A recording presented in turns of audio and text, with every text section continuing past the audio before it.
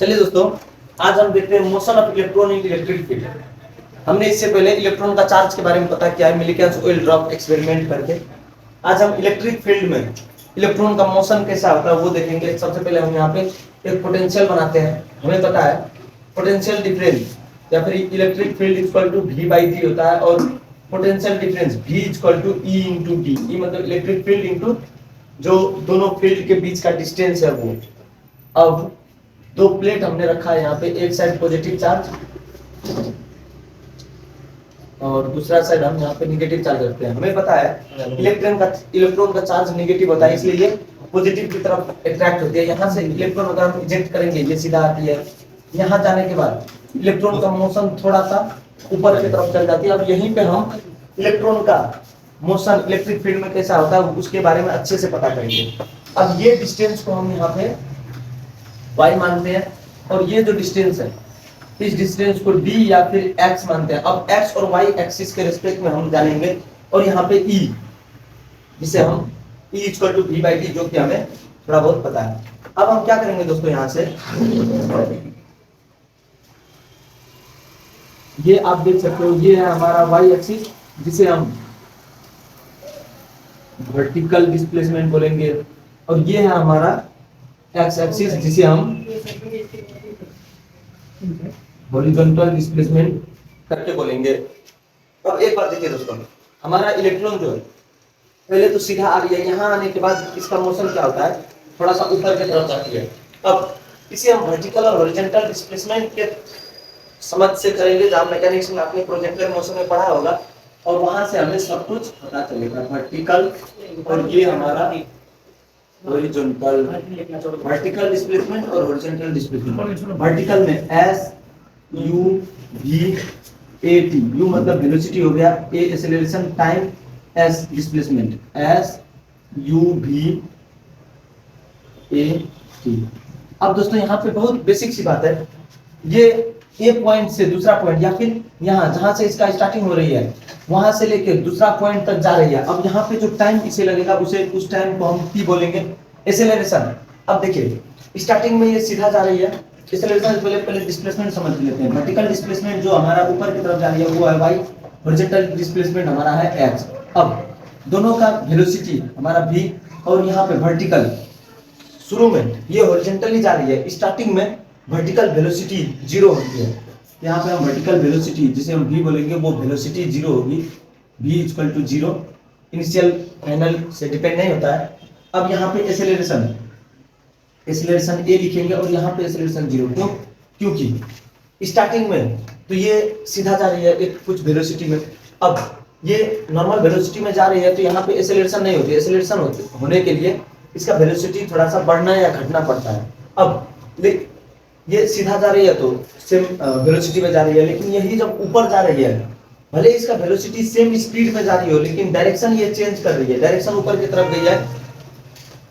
Direction ऊपर की तरफ जाने के कारण से इसका जो वेलोसिटी है वो वर्टिकल वेलोसिटी हमारा 0 नहीं होगी, वर्टिकल एक्सेलरेशन हमारा a होगी।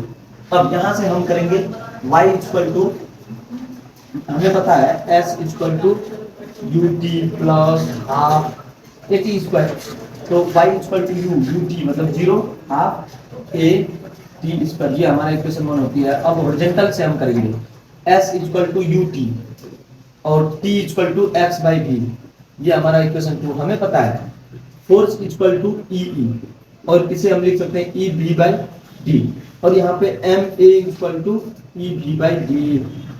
इसी तरह एक्सेलरेशन इक्वल टू EV/dm, ये हमारा इक्वेशन 3 होती है। इक्वेशन 1, 2, 3 हमने पता कर लिया। अब इक्वेशन 1 में इक्वेशन 2 और 3 का वैल्यू हम डालेंगे। Put 2 and 3 in equation 1। 2 और 3 को हम इक्वेशन 1 में डालेंगे, और यहाँ से हमें पता चलेगा जैसे y equal to half a का मतलब होता है EV/dm इंटू t का मतलब है x/v का होल स्क्वायर।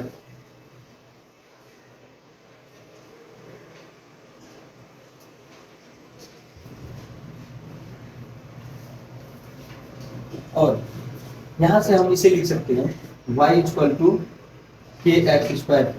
अब देखिए दोस्तों, हमने motion of electron in electric field से हम क्या समझ रहे हैं, हॉरिजॉन्टल और वर्टिकल डिस्प्लेसमेंट को थोड़ा सा ड्रैग करने के बाद y equal to p v d m v, ये सारा सब कुछ जो है यहाँ पे कांस्टेंट का वैल्यू है, कुछ भी वेरिएबल नहीं है। y और x ही बस वैरी कर रही है जहां भी जा रही है, क्योंकि इसका एक्सेलरेशन e इलेक्ट्रिक फील्ड या इलेक्ट्रॉन का charge v, potential difference v, velocity dm, सब कुछ चेंज नहीं हो रही है, तो इसलिए हम उसे कांस्टेंट k लिखेंगे और y equal to x square. ये हमें क्या शो कर दिया, अगर हमारा इलेक्ट्रॉन इलेक्ट्रिक फील्ड में जा रही है तो उसका मोशन पैराबोलिक है, मोशन इज पैराबोलिक। कोई इलेक्ट्रॉन अगर इलेक्ट्रिक फील्ड में है तो उस इलेक्ट्रॉन का मोशन, हमारा motion of electron is parabolic, ये हम समझ सकते हैं। अब दोस्तों हम यहाँ पे थोड़ा सा और कुछ ड्राइव करेंगे। अब y मतलब ये डिस्प्लेसमेंट और ये स्मॉल d हमारी है, तो यहाँ पे y equal to e v d square by 2dmv velocity.